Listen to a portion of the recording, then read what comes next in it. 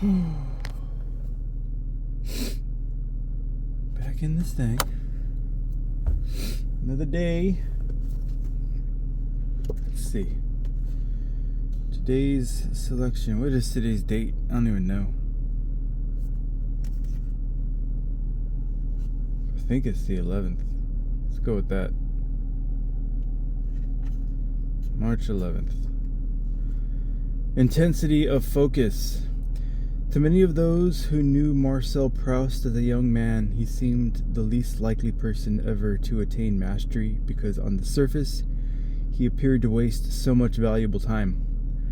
All he ever seemed to do was read books, take walks, write interminable letters, attend parties, sleep during the day, and publish frothy society articles. But under the surface was an intensity of attention. He did not simply read books, he took them apart, rigorously analyzing them and learning valuable lessons to apply to his own life. All of this reading implanted in his brain various styles that would enrich his own writing style. He did not merely socialize. He strained to understand people at their core and to uncover their secret motivations. He did not just analyze his own psychology, but went so deeply into the various levels of consciousness he found within himself that he developed insights about the functioning of memory that foreshadowed many discoveries in neuroscience. He even used the death of his mother to intensify his development. With her gone, he would write to himself out of his desperation to find a way to recreate the feeling between them in the books that he was to write.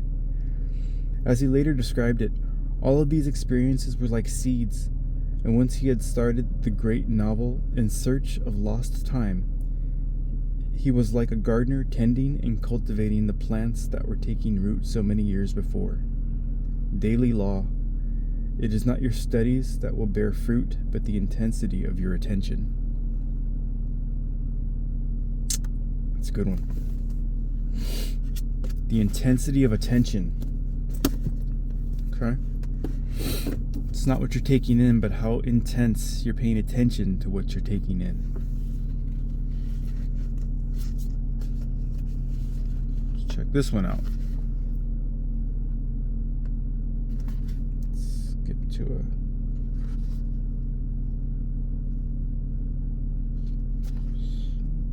skip around a bit. Let's see.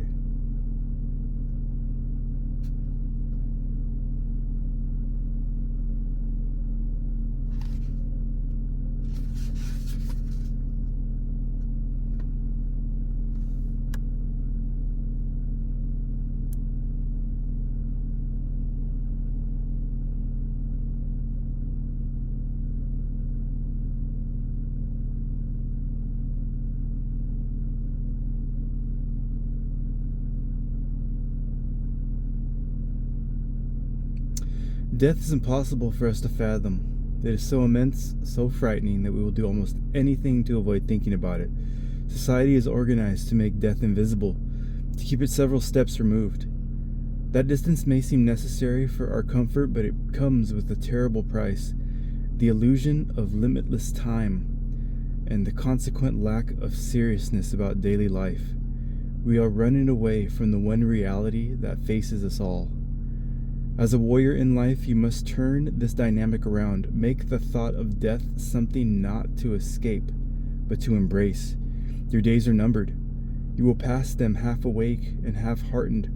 Will you pass them half awake or half-hearted, or will you live with a sense of urgency? Cruel theaters staged by the Tsar are unnecessary. Death will come to you without them. Imagine it pressing in on you, leaving you no escape, for there is no escape. Feeling death at your heels will make all the actions more certain, more forceful. This could be your last throw of the dice. Make it count. Amen.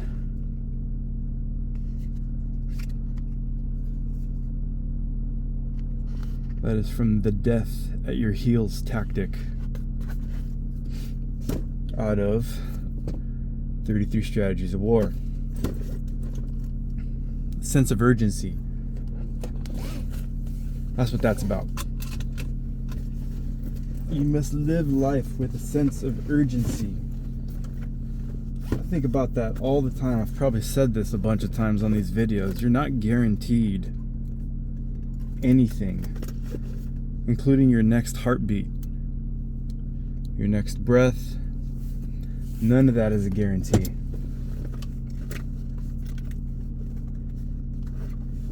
You know, since I had an event in my life that could have killed me. Actually, I've had several events in my life that I probably could have died from.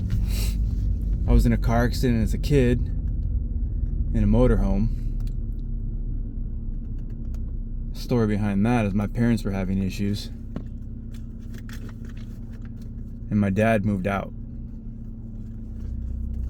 And we had a motorhome, a small little motorhome.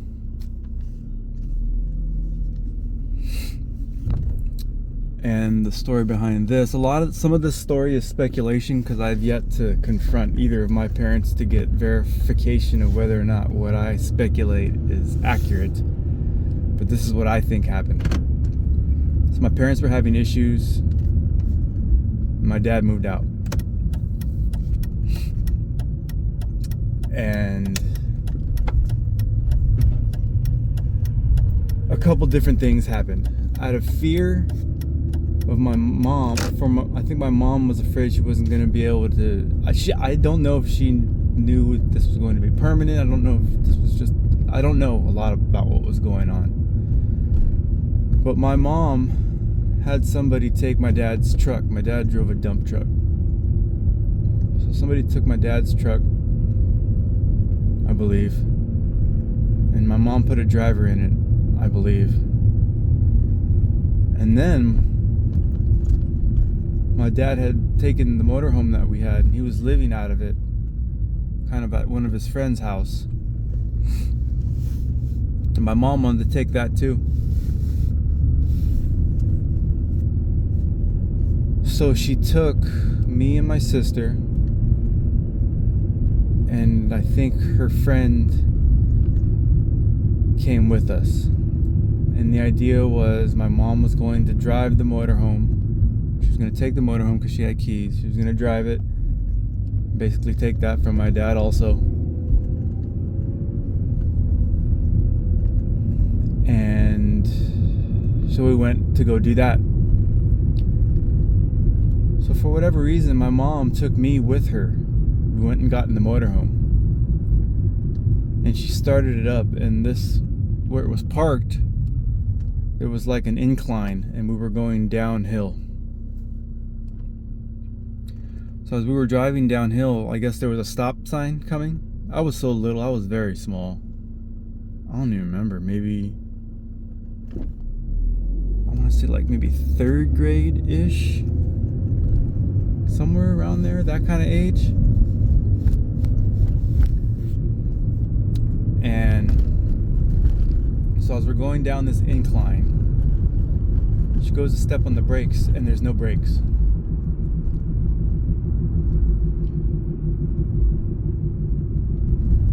So I remember her kind of freaking out and telling us to hold on, and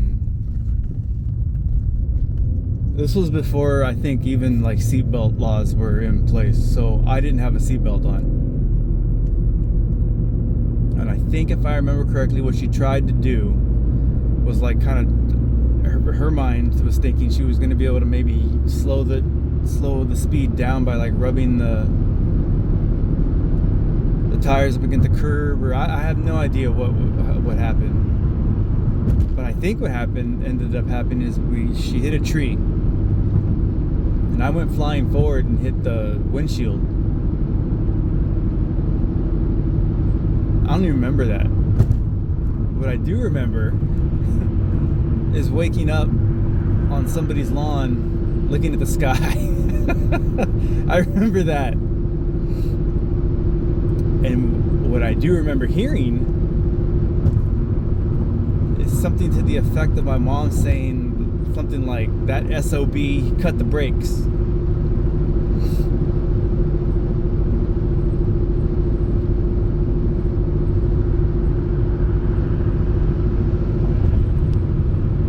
So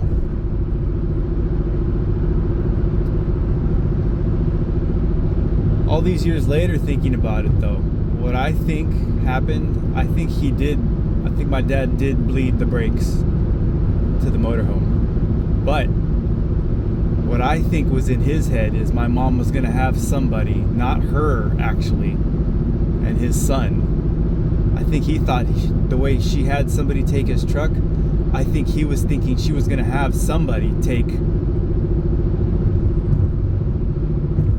the motorhome.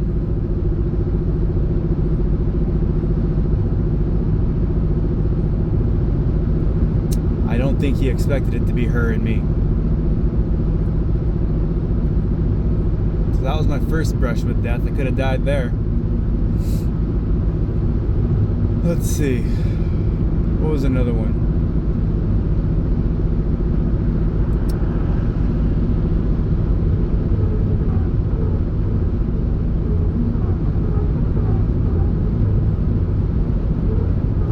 I broke a bowling ball in half.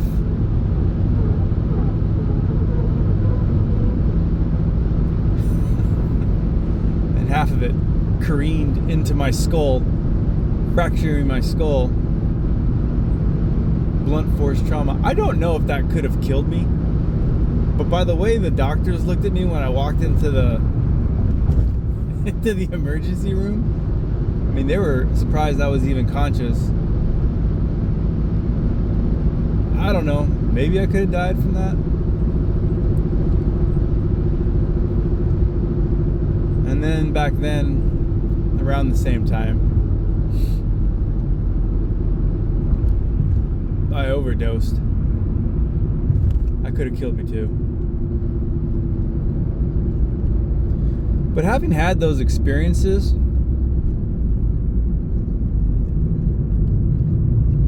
you know, it makes life so much more fresh for me. Like I try not to take anything for granted. Like I know I've said this on a video, I'm not guaranteed to make it to work where I'm going right now. I think about that all the time. Every day I do think about this. Death is constantly on my mind. But like in a good way, like the way that book describes it. You know, use the knowledge. You know, it's not speculation that you're gonna die. It's not like, you know, this odd, weird thought. You are every day is a day closer to your death. You know, the culmination, the conclusion, right? That closing scene of your life is your death. So in the context of that book, you know, that book's about war. You can't wage war. You can't fully wage war with the fear of death in the back of your mind, because you will not wage war to your fullest, in the same way that you won't live life to the fullest if you are in fear of death. I believe that's 100% true. With the experiences I've had, with the brushes of death that I've come across, that is an accurate statement. You cannot fully live life until you've had a brush with death. You won't appreciate it. You'll take all this for granted. And that is a good way to look at it. You know, not contemplating your death gives you a sense of limitless time. You do not have any time. Time is now. Those things you haven't said to those people in your life, say them now. You know, those things that you think but you don't say out of fear of whatever, say it. Those things that you're holding back on doing because you're fear of failure. You know, in the world of success and failure is like death, and everybody wants to avoid it. Do not avoid it. Rush right at it. Fearlessly. That's the key. You know, people hear stuff like this and they think it's like a reckless way to think and live. I think there's something to gain by just a touch of recklessness. You know, you have to push the envelope with certain things. Your life being one of them, I think. You can't just play safe all the time. I mean, you can. You absolutely can. But you will be nothing more than a carbon copy of everybody else, most everybody else around you. I would say a gigantic percentage of the population are just playing it safe.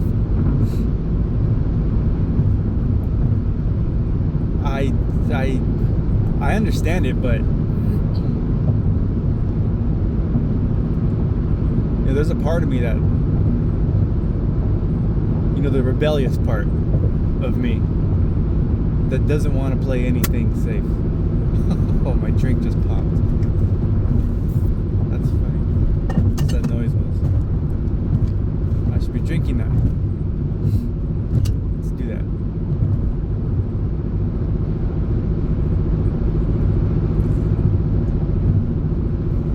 Oh, there was a carbonated drink in there. I didn't know that.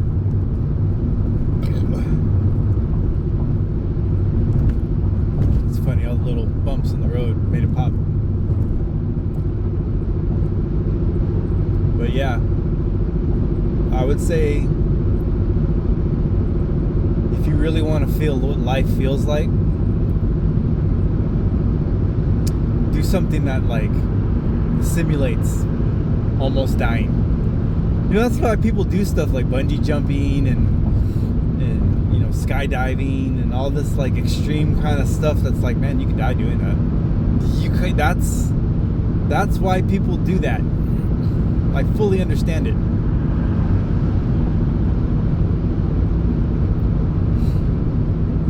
You know me and my reckless driving, just that little demon that wants to smash on this gas pedal right now.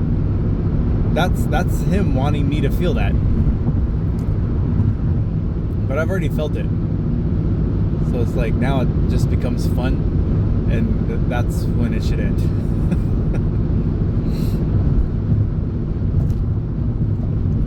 Because when the fear goes away, that means the edge goes away. You don't want that edge to go away.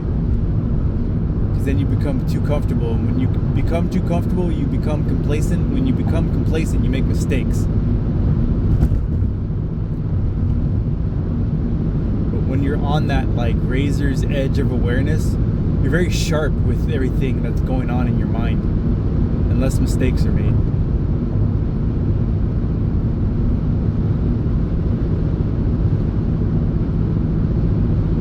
Yeah, complacency is the enemy of accuracy. So you want to avoid that as much as you can, I think. I mean, that's the way I do it. Let's just say all this stuff I say applies to me only. Take from it what you will.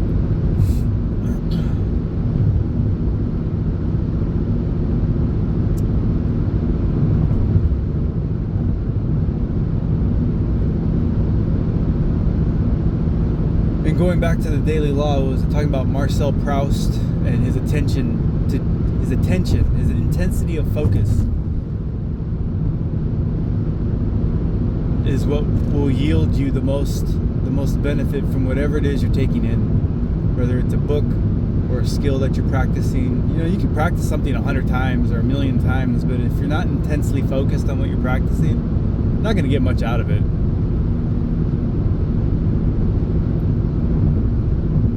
And since your life's something you're going to be, in essence, practicing, you like on a daily basis, you should probably focus. Right? Don't just let the day just pass by with you not focusing on much of anything. See, I think that's the structure of everybody's daily life. You know, the 8-hour work day and not much time for any kind of, you know, if you have a family, you don't have much time to focus on you. You're focusing on so much other things that are outside of you that you don't have the intensity of focus on to develop yourself. And I think all that's on purpose, to be honest. I think, they don't want you focusing on yourself too much.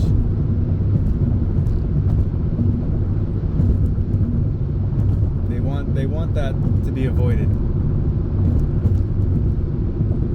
Only because I think it's the not knowing what you might be able to develop yourself into is what they're trying to mitigate. They're fine with you becoming like an athlete, or I think even artists are some sort of threat to them, only because art is very expressive, and if you're expressing something that's counter to what they have in mind for society, that could be dangerous to them. So that's why they have like so much frivolous expressions of art in the world,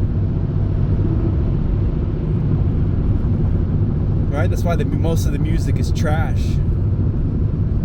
Most of the movies are trash. Woo, it's cold. As soon as I hit right here, it gets cold. Let's turn the heater on. Why not?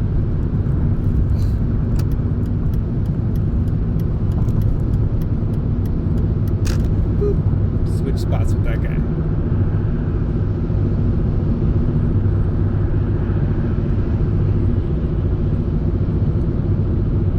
So yeah, the intensity of focus, even while you're driving, don't be preoccupied with what's going on in your mind or what you're hearing on the radio or the conversation you might be having with the person that's with you.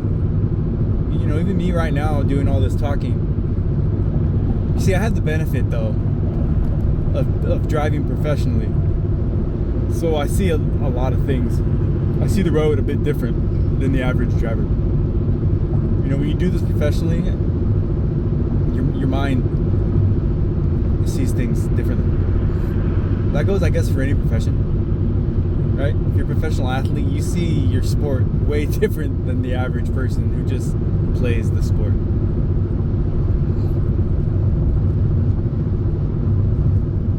Like me at my other job with the dogs. Once you're trained to do something in a certain way, all these other people I work with, they're kids for the most part. I mean, some of them might be close to my age, but I don't know, they seem way young to me. Mentally, anyways.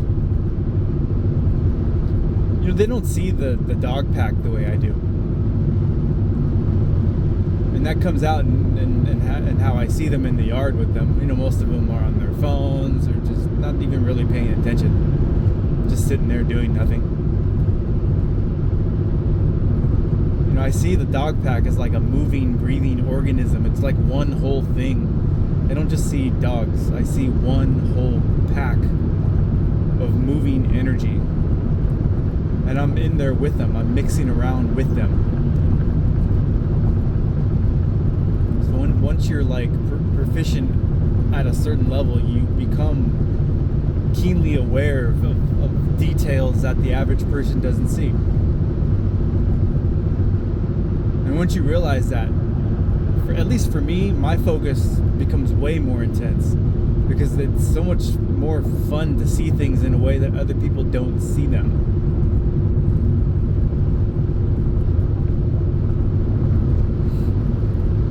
Makes everything so much more interesting. So that's why I think becoming keenly aware of how precious life is through a brush with death makes life so much more interesting.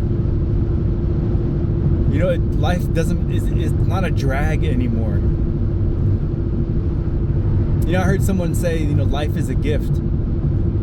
That's why they call the now the present. You're presently aware.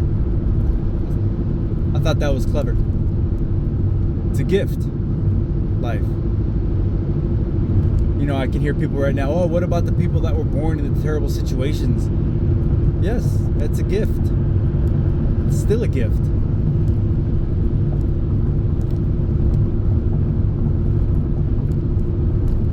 what? It's a gift. You've been given this experience. That's a gift. Well, how about the baby that was born and the mother smothering it in its crib? I hear somebody say that already. Still a gift. Still a gift.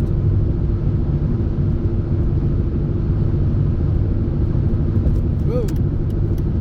This guy.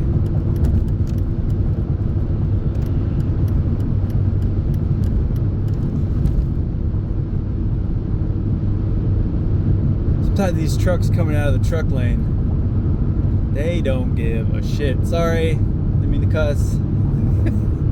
Dang, I was doing so well.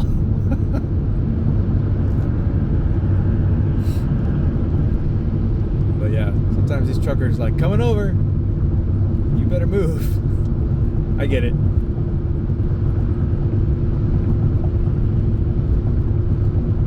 That's why you have to be aware.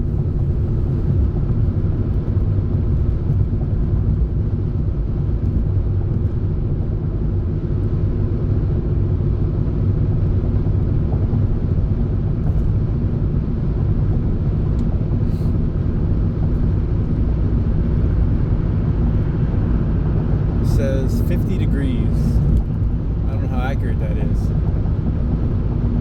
That's what it says coming out over here.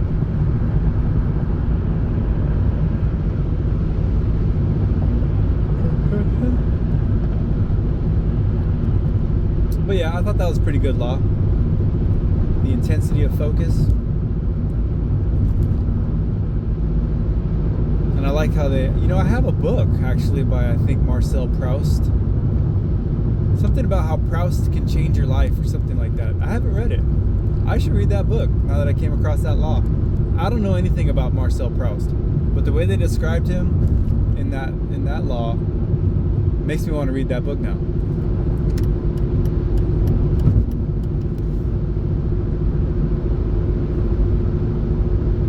Matter of fact, I'm going to put that in my bag. Interesting. I like little synchronicities like that.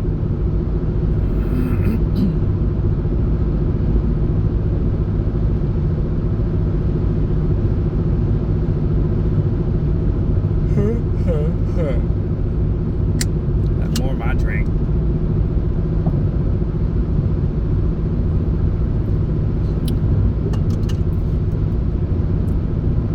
It's funny. Just a random thought. I was a buddy at work. He told me that he watches my videos. I thought that was funny. I was like, "Oh, you watch them?" He's like, "Yeah." That's cool. I'm like, you're one of the views I see.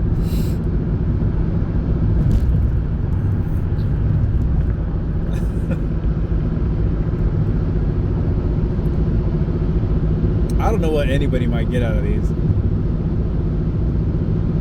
I just enjoy doing this now. Just talking, getting whatever's in my mind out. I guess it's good. Give everybody at work a break. This is kind of all this craziness is the things that I tell people at work. They're probably tired of hearing it.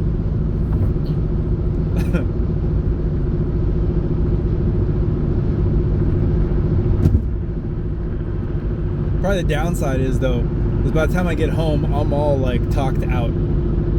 And my poor woman probably thinks I don't want to talk to her. She says I'm so tired, and then my mind wants to just stop. Like I don't want to think or do or anything. I just want to relax and just relax.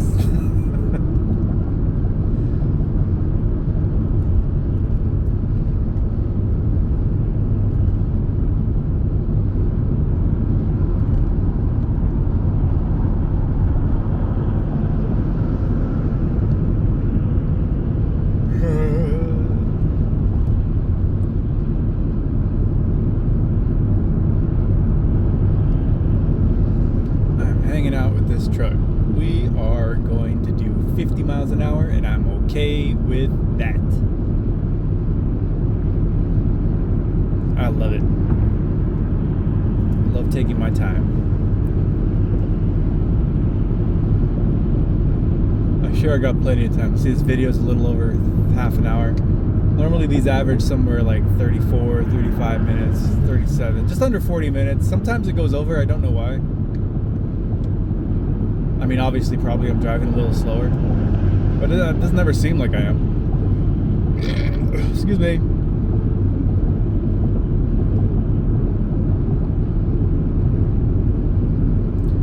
Gotta remember to check my oil, maintain my car.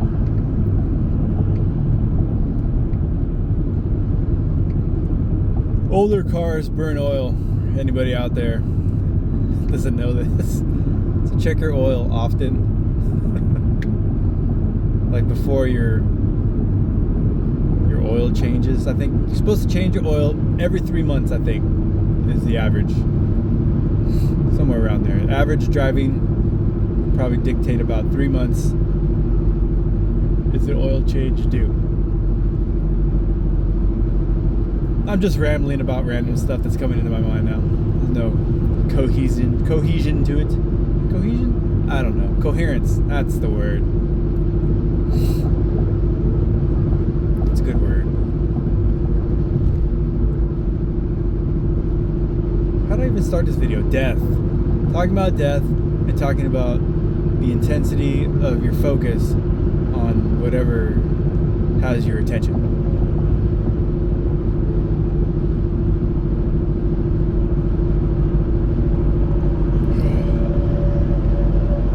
See the way my mind works too? When I'm intensely focused,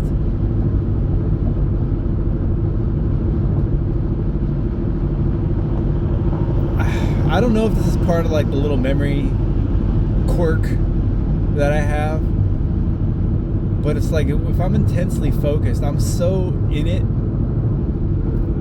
It's like by the time it's over, I'm like, what the hell just happened? Like, I get to work, like, what I just say, I have to go back and listen to it so I can like make the title, because I'm all over the road sometimes and it's random and it's not planned. You know, I just read that little part of my book, whatever prods the thought for that day off of that daily law, or you know, whatever's in the other book. I try to merge the two together. You know, hopefully there will be a level of serendipitous connection between the two.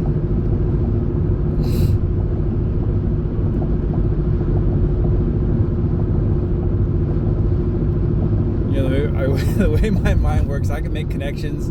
This is the skill of the tinfoil hat thinker. I can draw a connection and a parallel between almost anything. If you give me two random points to think about, I can make them connect. That's like the butterfly effect, right? Like the wings of a butterfly flapping on the other side of the world can cause a tsunami on this side of the world. That's kind of the general idea of the butterfly effect. So if you give me two random points to ponder, I could draw a parallel and a connection. But it's probably no accident that I could do that with these two books, because they're the same author. And the daily laws draw upon, I think he uses this book too. It's like the 48 laws of power and mastery and the laws of human nature. I believe that mostly these daily laws are revolving around. But if I'm not mistaken, I think it's all his books, and you know, the other one's the 33 Tactics of War, and I think he uses that to draw upon for the daily laws also.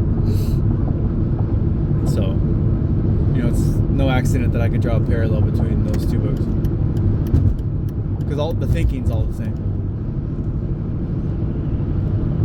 which is good, I think, because that helps implant the material in my mind, you know, a little better. And this is all useful information. This is stuff you can use in your daily life no matter what. So I think this is helpful stuff to grasp mentally. Alright. Made it to my exit.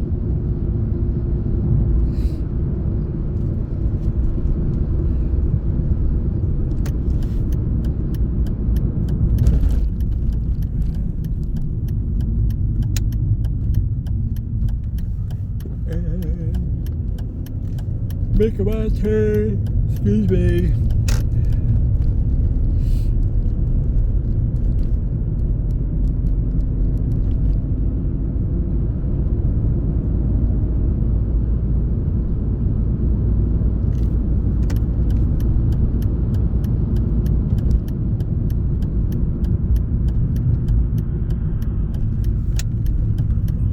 Second to last turn, or third. You know what I noticed too? This phone has like a night version of like video recording, I believe. But it changes the aspect ratio. It's not going to have the same aspect ratio, which is better for YouTube. So if I do that, it's going to create bars on like both sides of the video. That doesn't look good. But the video quality is better. I was like, dang, come on, man, get this right. I have a night recording feature that maintains this aspect ratio. Like, who's working at Samsung? That someone's not in the boardroom like, hey guys, maybe we should do that.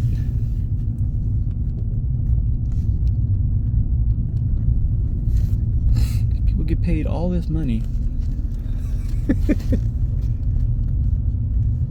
No one's using their brain.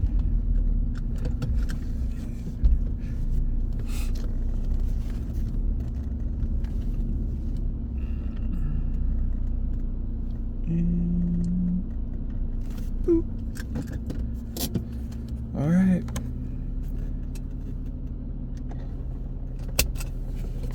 So we're here.